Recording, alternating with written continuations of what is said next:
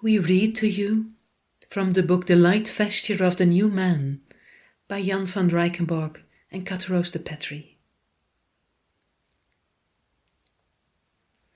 In early times, man's body was not so crystallized as it is now. His heavenly body had not yet died, and his dialectical system was still in the process of development. In that situation, a group of human beings arose from among all the others, in whom was imprinted something else in addition to the pre-remembrance, namely, a certain sensitivity to the touch of the heavenly hierarchy. As soon as the hierarchy willed it, this faculty would begin to speak in the sent ones. The ancient mystics called this predisposition the treasure of the wondrous jewel, thereby referring to a certain activity of the serpent fire. In every period of human development, a number of these predestined entities who are ennobled to it by their way of life, and who for whatever reason have risen to such a mission, are used as sent ones. As we said, every sent one bears within him the wondrous jewel, his serpent fire in that particular condition. The radiation field of the universal chain of brotherhoods is populated by entities who have attained a state of life on a higher level than the natural one. They have been liberated from matter, and they form an order of increasingly pure, holy, and divine beings. One great hierarchy of human spirits who are consciously able to impel the light of the Holy Spirit to activity. So, we can call them direct members of the body of Christ. They become one of us, and for that purpose they bore a light shaft between our natural state and the kingdom which is not of this world. That is how this hierarchy of the light manifests itself, and it draws around itself a circle of sent ones. This circle is linked directly with the divine light that shines into this world of death in order to save what threatens to be lost. In them speaks not only what we call pre-remembrance, but at the same time a certain predisposition, a predestiny, even though they are still imprisoned in biological fetters. From the Fama Fraternitatis, we learn that the universal doctrine descended with Adam, right from the very first moment of the fall. This means that ever since the first second of the fall, efforts have been made to save mankind, and the circle of sent ones has existed.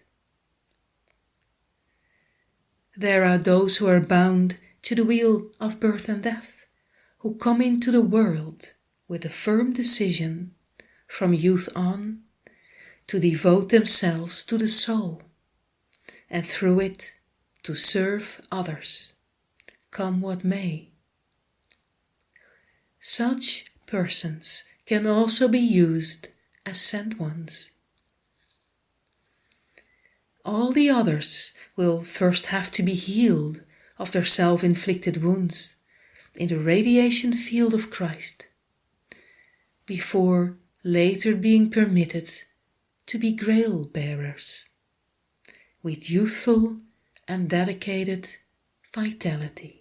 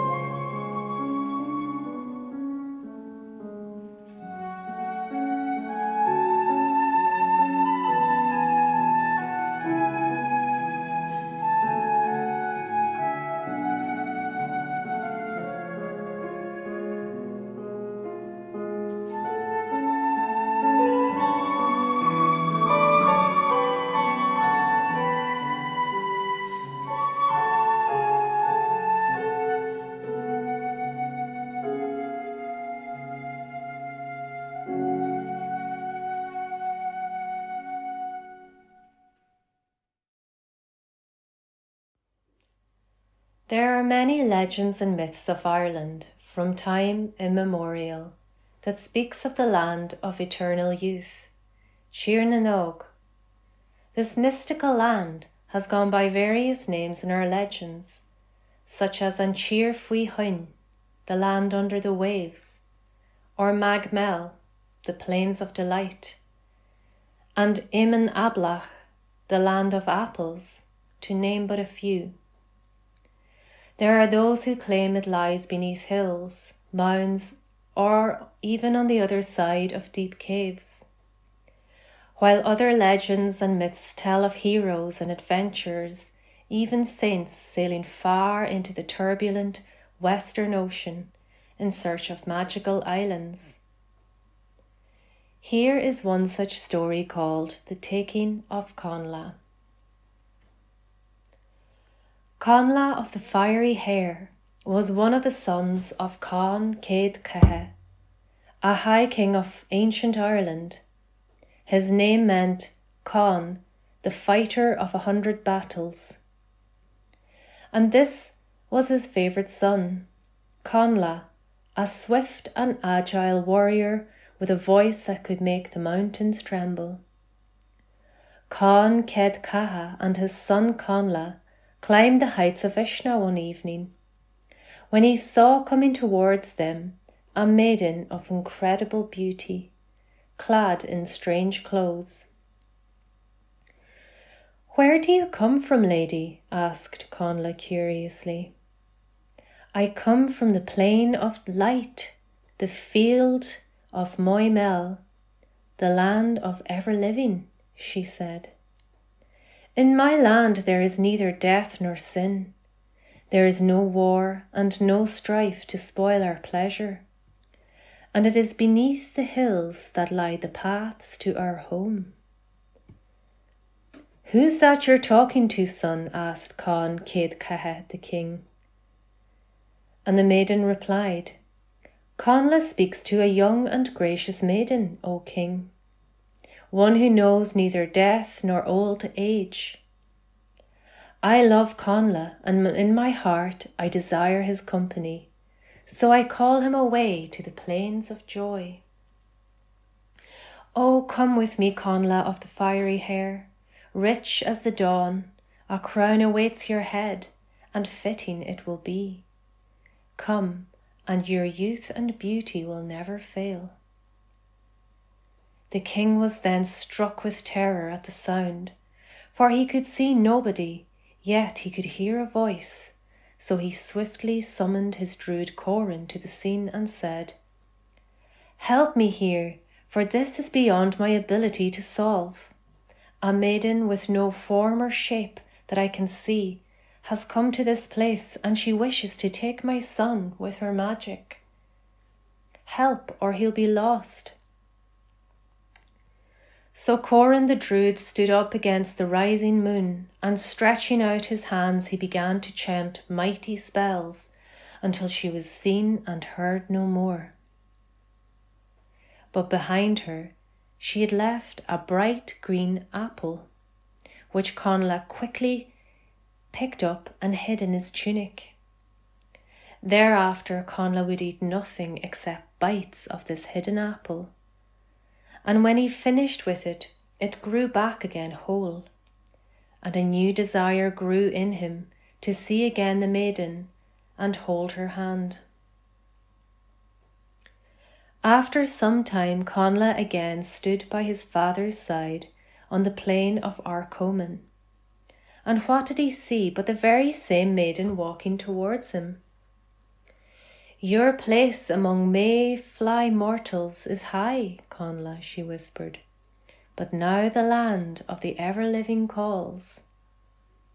At that, despite her whispering, Con's sharp eyes caught the words, and again he called for Corin the druid to strike her dumb. Groaning, the maiden said, O mighty King Con, victor of 100 battles, the druid's power is hated among us, and has no honour among the upright folk. When the law comes, it will do away with his magic spells that come from the lips of a false black demon. Corin came up quickly then, and heard the words of the she, and so he answered, All she says is true, my king, but I tell you that her folk fear no death, for they died long ago. Beneath the hill they dwell, for it is there they were buried, and they dance their endless dances, never changing in joyless joy. Judgment will fall hardest upon those who defy the natural order of the world. But the king didn't hear him, looking instead at his son, who had said nothing all this while. Do you hear what is said by her, my son? He asked. It's no easy question, said Con, for I love my own family more than anything else, but I am seized with a great longing for this maiden. The maiden then said, The tides of the ocean are not so strong as the pull of your desire. Come with me in my curragh, my shimmering boat. We can reach the sun before it sets. And then the king and his court saw Conla run away from them faster than any could catch. He leaped into the curragh, which came from the mists, and sailed away over the bright sea towards the setting sun. And they were never seen nor heard from again. We understand from this myth that the Lady of Moimel is the call of the brotherhood which goes out to Conla, the spirit spark atom. Conla's father, King Con of the 100 Battles, is the I personality that has reached the end of his seeking in this world through his many battles. 100, we can understand, represents a fullness of experience. The personality cannot see the maiden, so he cannot understand her words. That's why he tries to prevent Conla from following the call, and even sends his druid, which we can understand as the earthly astral forces, the demon, to chase her away. In the end, the longing for the new life field is so strong that Conla is able to bid farewell to his old life, and he sets sail to the shores of the land of the ever-living, Tír na nÓg, the new field of life.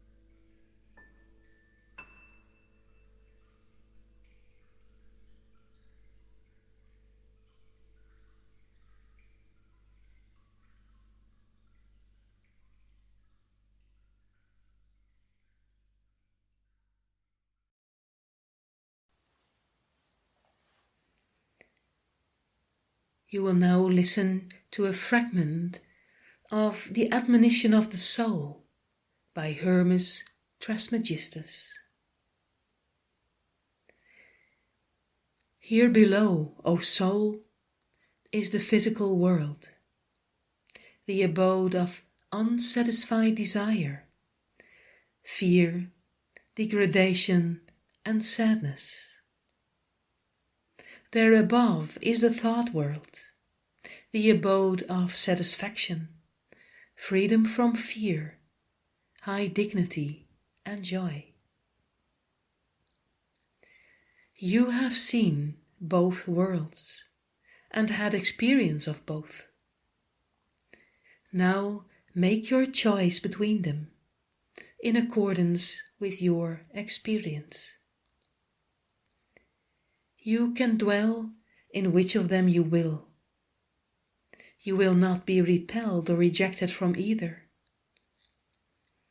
But it is impossible for a man to be at the same time vexed with an unsatisfied want and fully satisfied, tormented by fear and free from fear, exalted and degraded, joyful and sorrowful, and therefore it is impossible for a man to combine love of this world with love of the other world. That cannot possibly be done.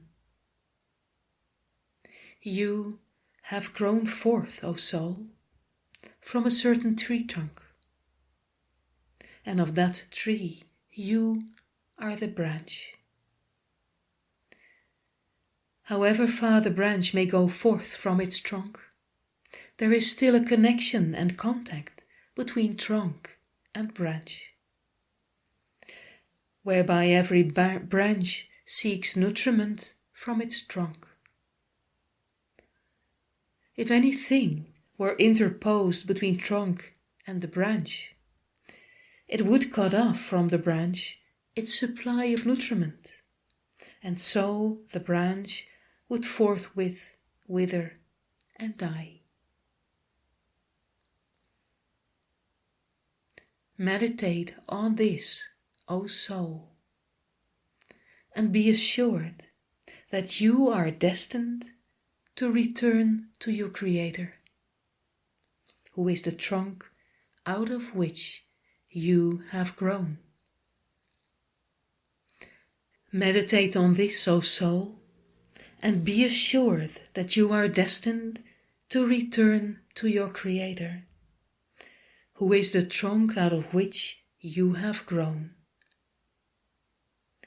And for that reason, rid yourself of the defilements and burdens of the physical world, by which you are hindered from returning to your own world above, and to the trunk of which you have grown.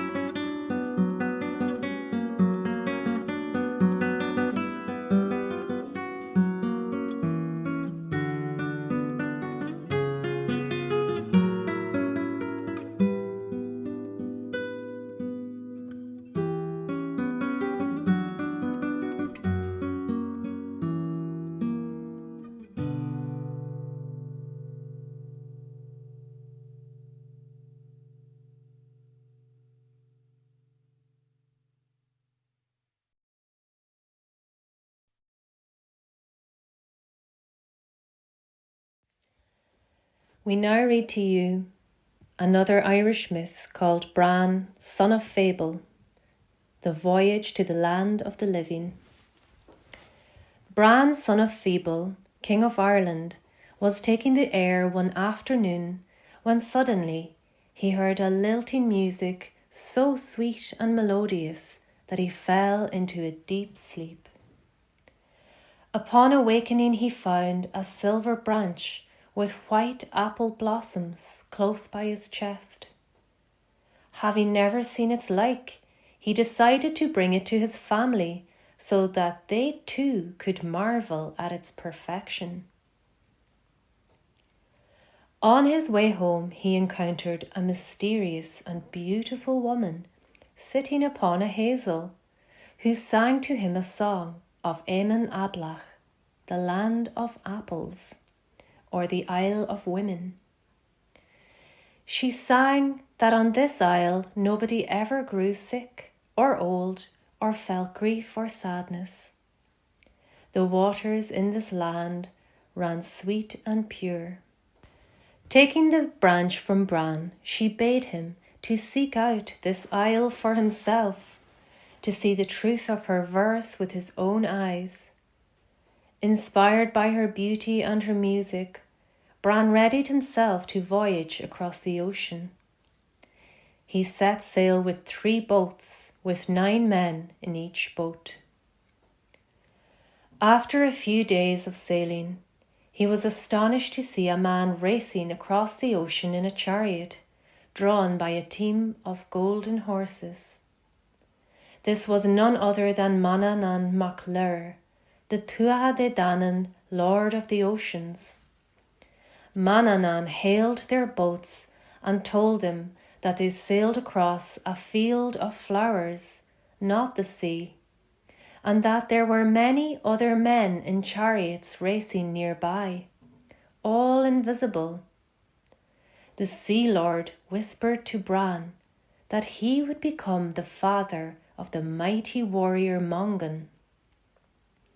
He sang of Ablach, the land of the apples and the Isle of Women, before riding off in a spray of silvery foam.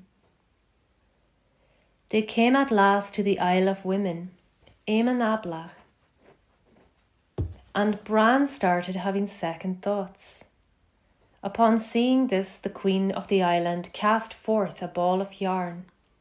As soon as Bran touched the ball, it stuck fast to his hand, and she easily pulled him in and his ship to the shore, where they were warmly welcomed. Each man was paired off with a maiden, and Bran himself stayed with the queen.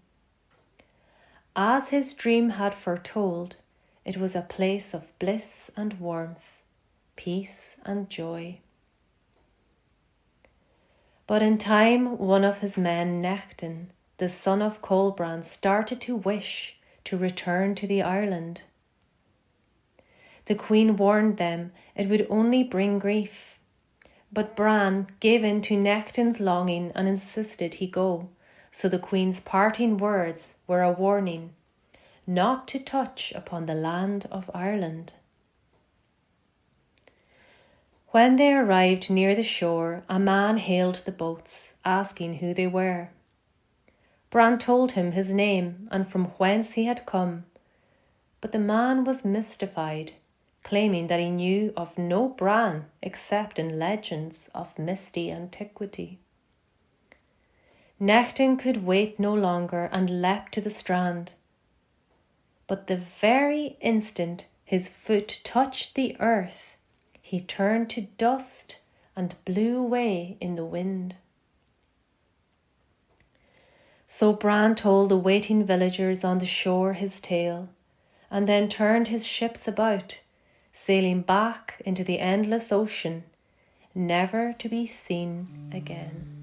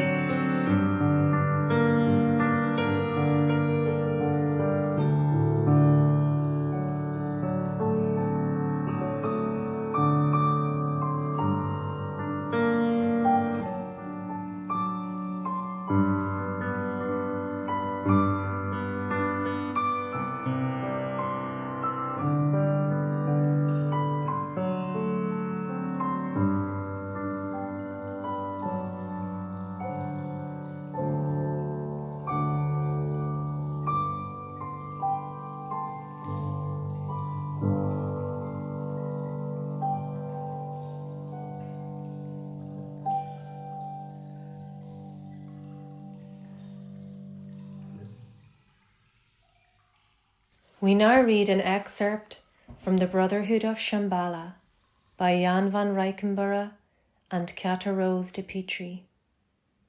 The Isle of Isis. The last remnant lives on the Isle of Isis.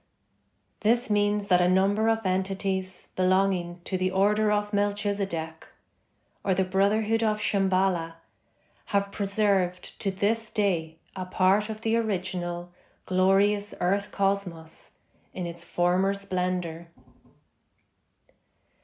This part of the earth can therefore rightly be called the Holy Land, but it is a small country, like an oasis in the wilderness. It is an island in the midst of an ocean of devilish passions. In dialectical nature, darkness and light are quite inseparable, appearing one after the other in the alternation of day and night, and of good and evil. In contrast to this, there exists the Isle of Isis, the last remnant of the original earth cosmos, which also manifests itself throughout the whole world. Isis is the divine light which shines unceasingly in this dark world on all, whether good or bad, according to the norms of this nature. Isis is the personification of the holy planet Earth. Isis is the true world mother. Everything that comes forth from her, everything that returns to her, is truly a child of the light. You can see it as follows. The universal brotherhood does not come to us in the abstract with unfounded and uncertain metaphysics, and with speculations on a reflection sphere or another world that exists somewhere far away. No, it manifests itself as a reality here in the chemical sphere of the material world. The original world order does exist. It has been preserved for us, and we can participate in it if only we are willing to turn back to its laws. And so, to sum up, Isis is the original nature which has been preserved for us, not the nature which gives us food after we have wrung it from its soil in fierce struggle, but the nature of the original life, the nature that is of God.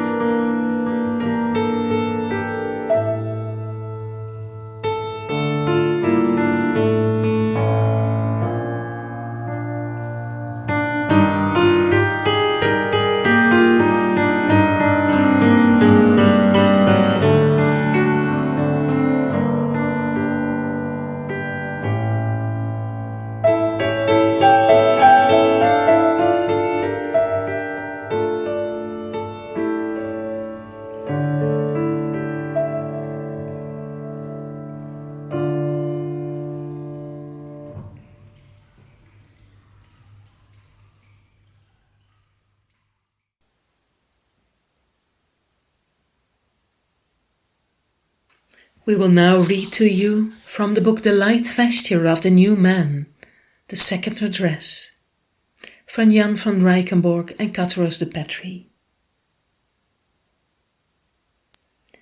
The condition of your light vesture is decisive for your entire future. If you allow this statement to penetrate deeply into your consciousness, you will feel the urge to put your hand to the plow. For, as you should realize very clearly, man's personality is animated by this interplay of vital fluids. And as you now know, the light vesture is called to a higher good, to a higher order, to a state of life which is lasting, eternal. And that is why your light vesture, your soul garment, must be resurrected. In this resurrection, your light vesture must rise out of this nature of death. The entire resurrection of Christ is comprised in this mystery. The etheric man is the man of the future. Of course, you will say, after death we will exist in a much more subtle vehicle. No, friends, that is not what we mean. The process of arising about which we are speaking is a process in which the entire personality, and thus also the material body, participates. When the fifth ether begins to affect the world and human development, the minimum result will be that material phenomena become less dense. They will dissolve and free themselves completely from their present material bonds. This process of spiritualization, the transformation of matter, is threefold. The legend of Jesus Christ's resurrection in 3 days, 2, stems from this universal knowledge. This legend tells us how at a certain moment, people came to the grave to find the gravestone removed and the grave completely empty. Contrary to its aim, however, this legend has completely crystallized the universal knowledge.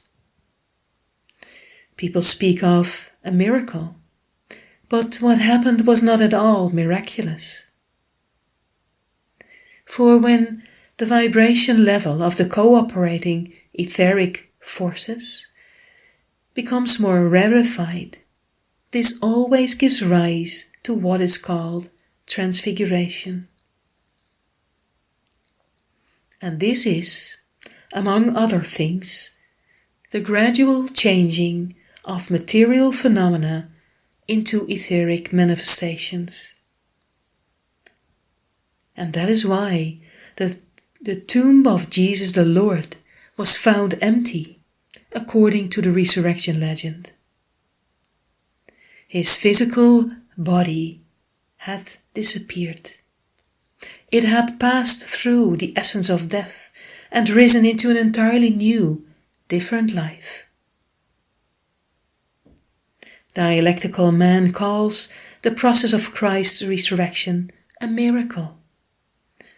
But you should now understand that every human being is capable of this miracle by virtue of his light vesture,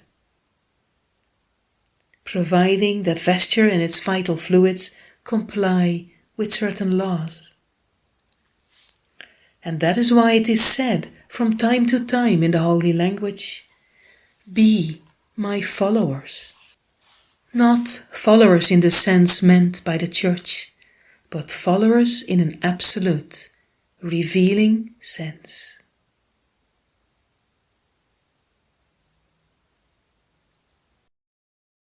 We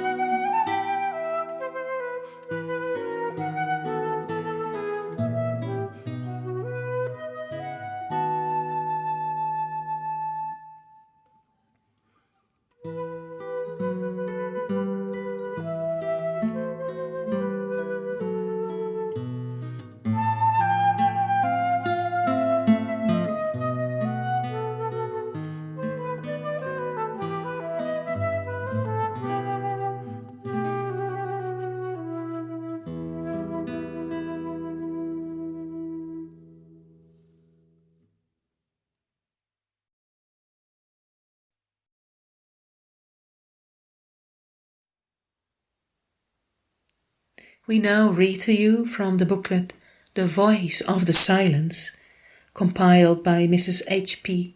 Blavatsky, from the chapter The Seven Portals.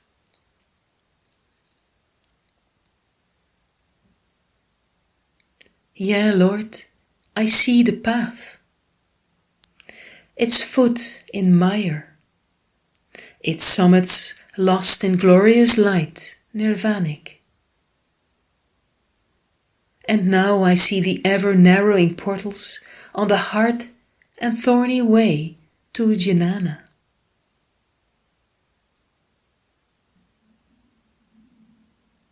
Thou seest well, Lenu. These portals lead the aspirant across the waters on to the other shore.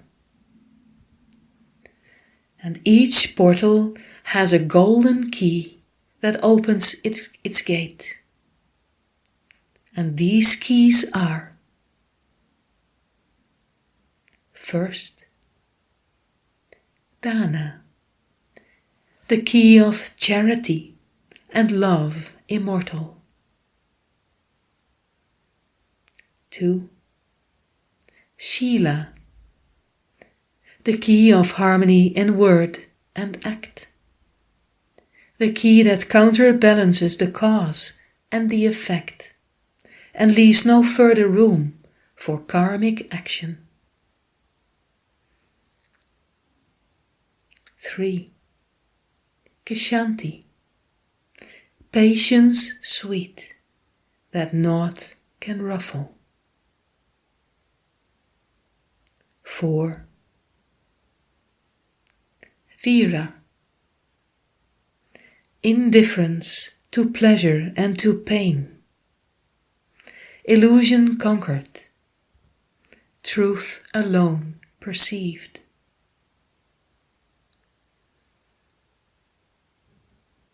5. Viriya, the dauntless energy that fights its way to the supernal truth, out of the mire of lies terrestrial. 6. Dhyana, whose golden gate once opened, leads the Naljar toward the realm of Sat, eternal, and its ceaseless contemplation. And 7. Prajna, the key to which makes of a man a god, creating him a bodhisattva, son of the Dhyanis. Such to the portals are the golden keys.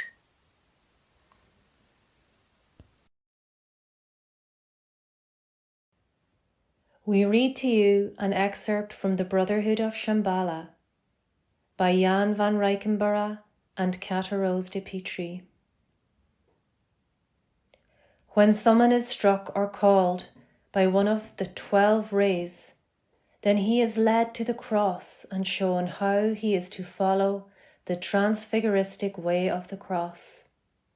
And there, on that point of the cross, right in the heart, at the critical point where the pupil is to break through from the horizontal to the vertical, which leads away from this nature, there in the heart stands Isis, the mother of us all, the mother of life, the rose. There the cross becomes a rosy cross. The Mother of Mercy is portrayed both as a lotus and as a rose. The pupil who meets the rose on his way of the cross is a blessed one. For once the rose has been won, the pupil becomes a strong one who can no longer fail. He has come back into the womb of Isis and salutes the dawn of attainment.